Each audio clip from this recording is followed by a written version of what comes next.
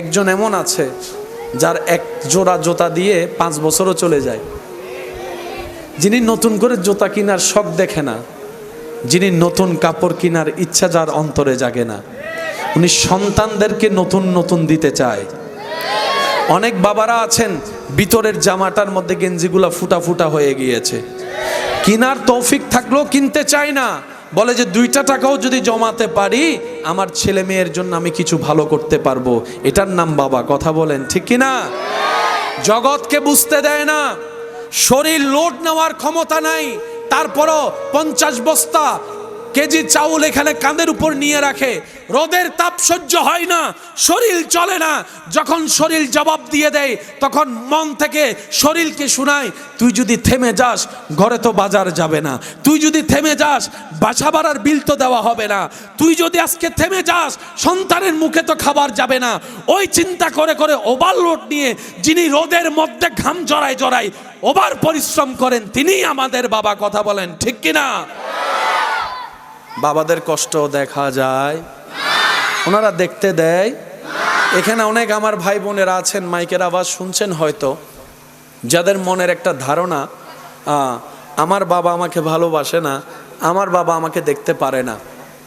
মনে রাখবেন ভাইয়েরা, মারা ভালোবাসা দেখাই দিতে পারে, প্রকাশ করে ফেলতে পারে, বাবারা না ওই প্রকাশ করতে পারে না, ওনাদের ভালোবাসা গোপনে গোপনে থাকে। মনে রাখবেন, মা ভালোবেসে জড়ায় ধরে 2 ফোঁটা চোখের পানি ফেললেই আপনি বুঝতে পারছেন মা আপনাকে ভালোবাসে, বুকে রাখে, মা আপনাকে বুকে রাখে, আর বাবা পুরা পরিবারকে আগলায় রাখে।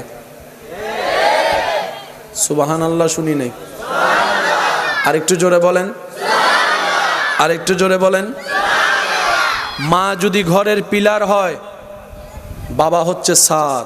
মাদের ভালোবাসা মাথায় হাত বুলিয়ে কপালে চুমা দিয়ে প্রকাশ করে, আর বাবাদের ভালোবাসা প্রকাশ হয় শাসন দিয়ে, বকা দিয়ে, মার দিয়ে।